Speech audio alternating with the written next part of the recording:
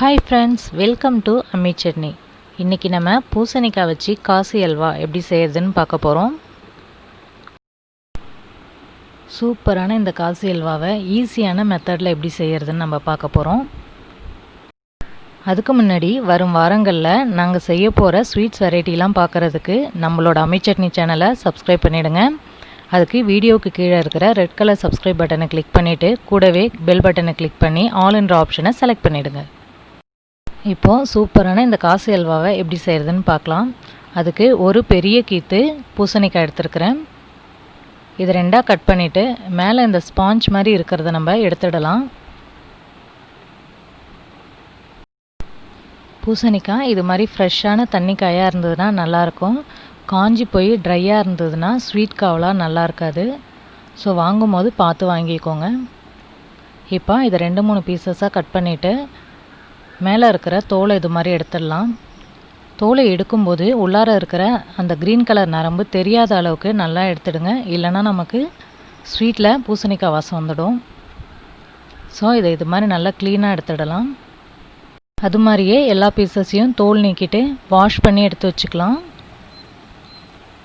பாருங்கள், பின்னாடி அந்த க்ரீன் கலர் நரம்பு இல்லாமல் க்ளீனாக இருக்குது. இப்போ இதை நம்ம கேரட் துருவியில் துருவிக்கலாம். இப்போ நமக்கு 1 கப் அளவுக்கு துருவின பூசணிக்காய் இருக்குது. இதை ஒரு வாணலில் நம்ம சேர்த்துடலாம்.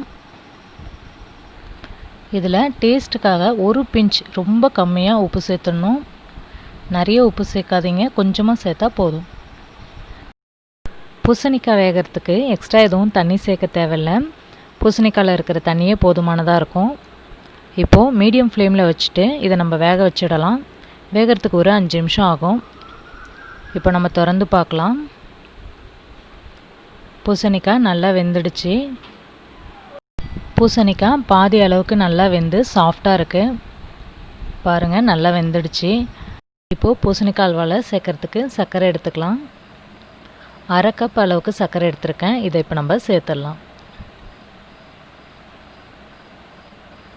பூசணிக்காவை அந்த தண்ணியோடவே நம்ம வேக வச்சுருக்கிறதுனால 1 கப் பூசணிக்காவுக்கு 1/2 கப் அளவுக்கு சுகர் போதுமானதாக இருக்கும். உங்கள் டேஸ்ட்டுக்கு ஏற்ற மாதிரி நீங்கள் கொஞ்சம் கூடுதலாகவும் போட்டுக்கலாம். இப்போ இதை நல்லா மிக்ஸ் பண்ணி விட்டுக்கலாம். நம்ம போட்ட சர்க்கரைலாம் உருகி நல்லா தண்ணியாகிடுச்சு. பாருங்கள், நல்லா தண்ணியாக இருக்குது. இப்போ பூசணிக்காய் இந்த சர்க்கரை தண்ணியில் நல்லா வேகட்டும். இதுக்கு ஒரு 5 நிமிஷம் ஆகும். சர்க்கரைலாம் கேரமலைஸ் ஆகி கலர் சேஞ்ச் ஆகிருக்கு. அல்வாவும் கொஞ்சம் திக்காயிடுச்சு.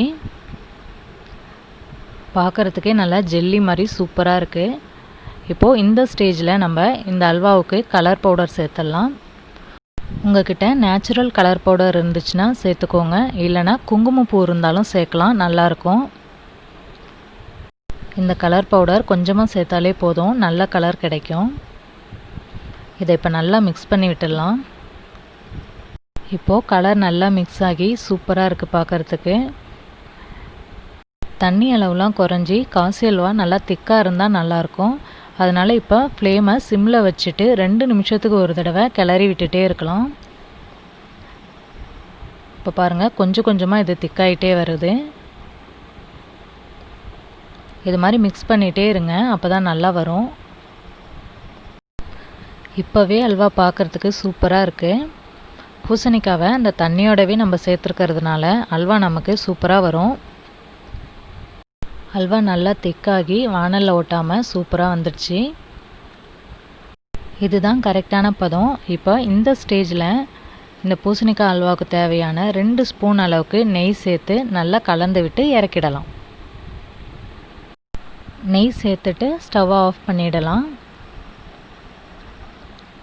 இப்போது இதை நல்லா மிக்ஸ் பண்ணிவிட்டு இறக்கிடலாம். இந்த பூசணிக்காய் அல்வாவில் பூசணிக்காயோட வாசம் கொஞ்சம் கூட வராது. நல்லா டேஸ்ட்டாக சூப்பராக இருக்கும். அல்வாவில் போடுறதுக்காக கொஞ்சமாக முந்திரி பருப்பும் 3 ஏலக்காவும் வச்சுருக்கேன். இது ஆப்ஷனல் தான். அது மாதிரி காசி அல்வாவை 3-4 நாள் ஃப்ரிட்ஜில் வச்சு யூஸ் பண்ணுறோம் அப்படின்னா நம்ம போட்டிருக்கிற சர்க்கரை பூத்து வராமல் இருக்கிறதுக்காக ஒரு 4-5 ட்ராப்ஸ் லெமன் ஜூஸ் சேர்த்துக்கலாம். இப்போது இந்த அல்வாவில் சேர்க்கறதுக்காக முந்திரி பருப்பை வறுத்துக்கலாம். 1 ஸ்பூன் அளவுக்கு மட்டும் நெய் சேர்த்து எடுத்து வச்சுருந்த முந்திரி பருப்பை கோல்டன் கலர் வர்ற அளவுக்கு வறுத்து எடுத்துக்கலாம். இந்த முந்திரி பருப்புக்கு பதிலாக நீங்கள் வெள்ளரி விதை போட்டாலும் சூப்பராக இருக்கும். இப்போ நமக்கு செம்ம டேஸ்டான சூப்பரான காசி அல்வா ரெடி ஆயிடுச்சு. பாருங்கள், பார்க்குறதுக்கே சூப்பராக இருக்குது. இது மாதிரி காசி அல்வா செஞ்சு கொடுத்தீங்க அப்படின்னா எல்லாருக்கும் ரொம்ப பிடிக்கும். எம்மியான இந்த காசி அல்வாவை இப்போவே நான் சாப்பிட போகிறேன். ஸோ நீங்களும் உங்கள் வீட்டில் இந்த காசி அல்வாவை செஞ்சு என்ஜாய் பண்ணி சாப்பிடுங்க. இந்த வீடியோ உங்களுக்கு பிடிச்சிருந்ததுன்னா மறக்காமல் வீடியோவுக்கு கீழே இருக்கிற லைக் பட்டனை ப்ரெஸ் பண்ணுங்கள். அப்படியே உங்களோட ஸ்வீட்டான கமெண்ட்ஸ் எங்களுக்கு அனுப்புங்க. இந்த வீடியோவை உங்கள் ஃப்ரெண்ட்ஸ்க்கெலாம் ஷேர் பண்ணுங்கள். மறக்காமல் அம்மி சட்னி சேனலை சப்ஸ்கிரைப் பண்ணுங்கள். தேங்க்யூ.